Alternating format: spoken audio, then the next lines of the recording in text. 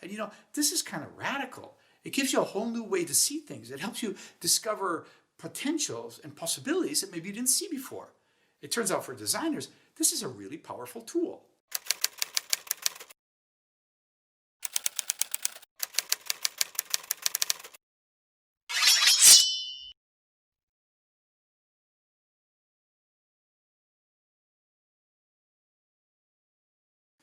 We are Chris Bangle Associates, a design consultancy in Clavizana, Italy. And I'm Chris, so welcome. I come from a long background in car design, and most people know me from the cars my teams at BMW, Mini, Rolls-Royce, even Fiat did. But Shira is something different, but at the same time car design, in a kind of funny way.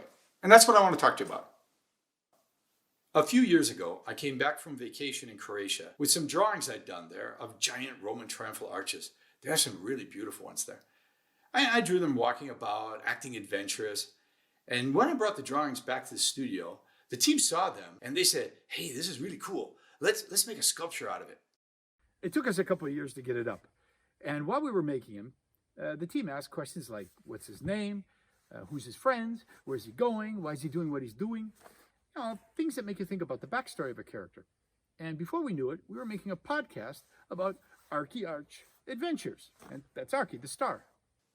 We cranked out 13 episodes of that podcast, and it got a lot of the local kids interested in Archie Arch and his adventures.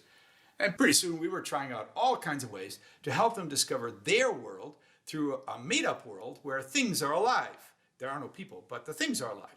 Some of the things they knew, like this, and some of the things they didn't know. I suppose it was just a matter of time before we would try animating. First we did Archie, then we did his friends, and some of the rest of the cast. A world full of things has a lot to play with. We tried out everything in about every way possible, and we had a lot of fun doing it. I've always been impressed by animators and directors who have a lifelong passion for something, like a favorite cat or a clock, something like this. And they take that passion and they put it into an animated short for us all to enjoy. I really respect that. Now, Shira, which is an animated short about the heroine of a scissors, paper, rock fight, it didn't happen like that at all. It only came about because we were doing a workshop for creatives, and one of the designers drew these scissors in this kind of provocative Marilyn Monroe pose, like the paper she was cutting, build it up around her like Marilyn's dress. And we all said, "Hey, that's cool, let's do something with that." But all this was just an experiment, a proof of concept, if you will, for an idea that's been rolling around CBA since way before Archie was born. We are a design consultancy, not an animation house. At least back then we weren't. And we design cars here, but also many other things, like cognac bottles and crystals for jewelry. We design telephones and televisions, even televisions that don't behave like televisions.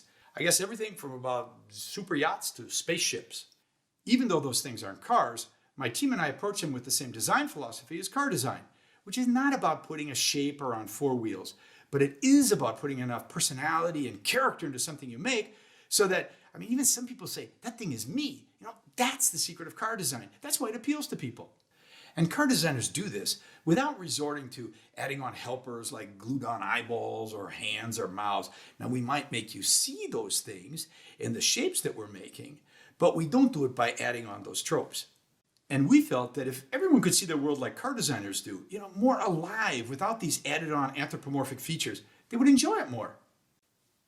Shira was our first serious test of this philosophy, to see if it would really work, to see if such characters that are true to their thing nature can be engaging, understood, without relying on the tropes of, like I say, glued on eyeballs and hands and feet. The jump to animating scissors as some sort of feisty, resourceful female gladiator isn't so big if you try to find identity in everything around you anyway. Once we dove deep into Shira, we discovered this wasn't so obvious. In fact, it was pretty challenging to the animators because we'd taken away so many of the typical means that they use for conveying expressions. We were very fortunate to have AniBrain in India as our animation partners. And not only are these guys really good, but they got a real kick out of the characters. I think Inanimated Universe is having a large potential because it's something I have never seen, something very rich in terms of storytelling, backstory. There's a lot of intensity in each and every character, and there is a massive universe behind first Shira episode we've done. That's only the start. A lot of great examples in the past where animators had done exactly this with objects, and we knew we were standing on the shoulders of a giant fantastic animation tradition. The animators used the natural features of the objects to bring them to life in a very convincing manner, and we had a lot of fun helping them understand the nuances of the characters' gestures and actions. Now, I confess, I got a real kick out of doing the voice for Mike the Microphone. But everybody in CBA was involved. We wrote, we modeled, we storyboarded, but sometimes you just have to act it out. And I think Fiorella, who was on the story and character team, well, she had another kind of challenge. It was fun being asked to portray a successor, especially if you are 5 months pregnant. But even if her blades easily remind you of human legs, sometimes you have to get away from a direct comparison. This is your leg, this is your eye, and look for new ways to express emotion according to the object's own physicality. For instance, Shira tightens her screw to show determination. And now it gets interesting. Along the way, we noticed we were changing our design philosophy too. We gave it a name, objectomy. And that means to project yourself through the mind of the object, to begin to see the world as it sees it, through its own physicality, to understand its hopes, its dreams, maybe even its own limitations. Because you begin to see the world as it sees it and think through it. And in that way, we begin to design with an object and not against it. We asked ourselves, would a table dream to be a bookshelf? Or maybe a bookshelf dreams to be a table? Do cars have their own sense of perspective? When is a picture a gesture? How can a panhandle tell its own story? In design, form follows process. And at CBA, we've developed many new thought tools to help us discover hidden innovation through the process.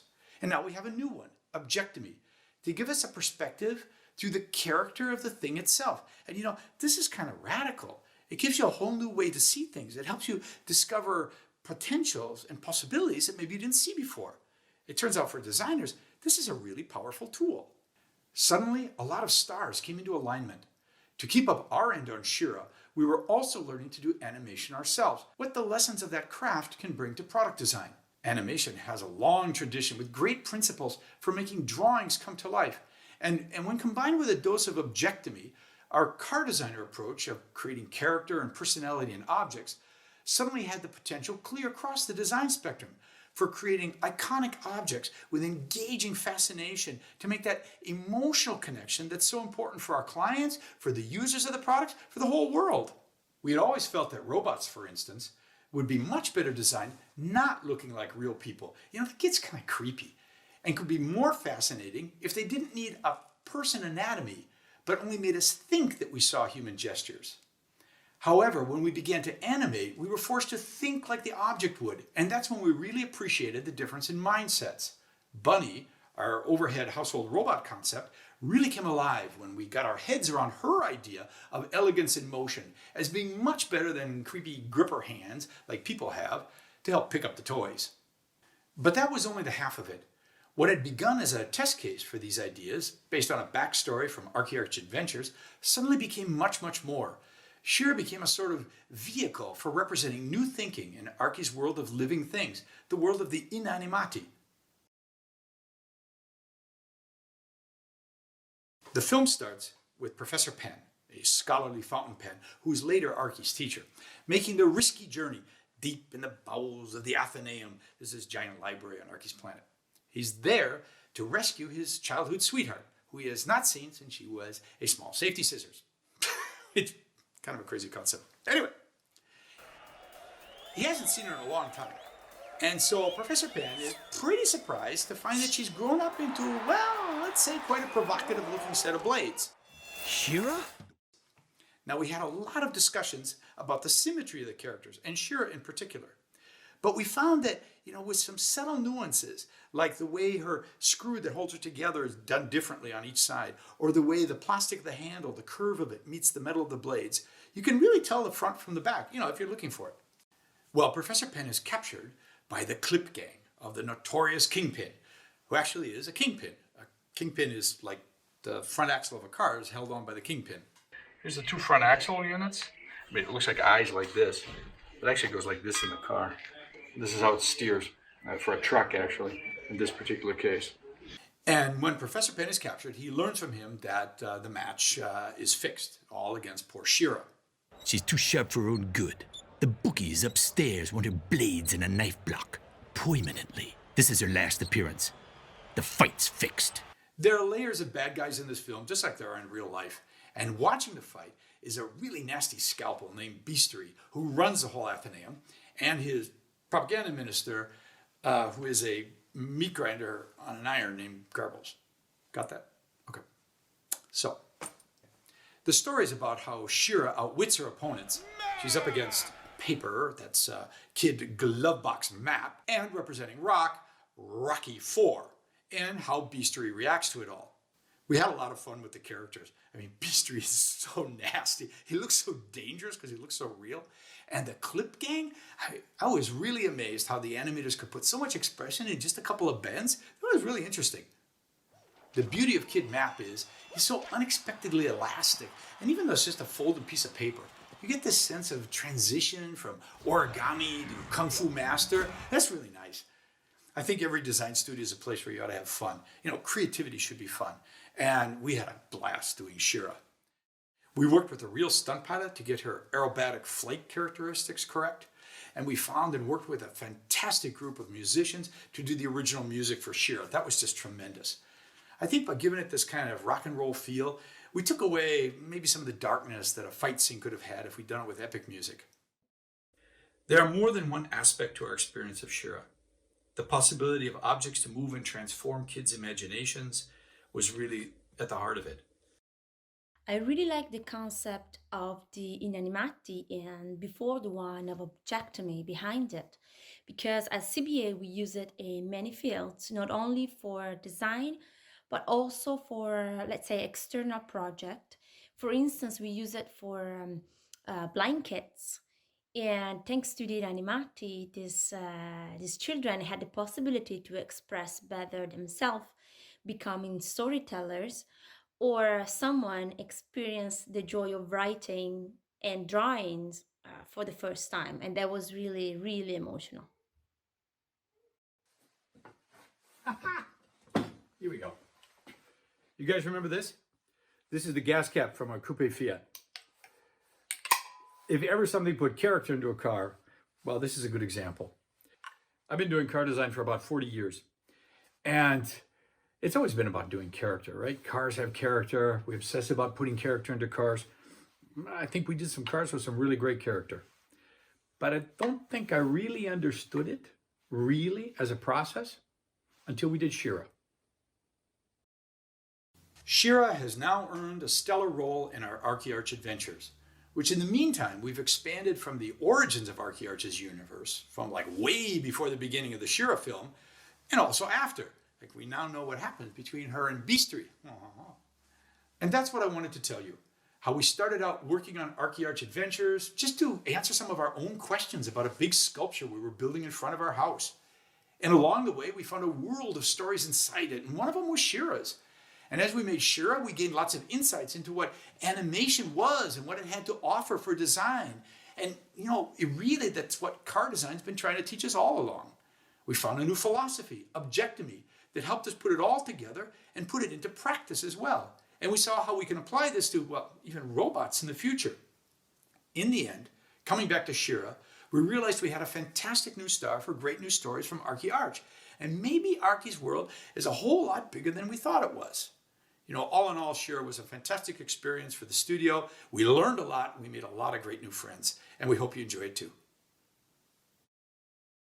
Thanks for watching. You know, if you enjoyed this, I hope you like Shira. And to find it, check the links below. You'll find Shira in English, but also Shira in English with English subtitles, but also Shira in Italian, which is really kind of cool. So take a look. And there's also a link to the music video from the fight scene music from Shira that's done by Ben Dixon and a great set of musicians from Torino and Pavia. Check them out. I think you'll like them.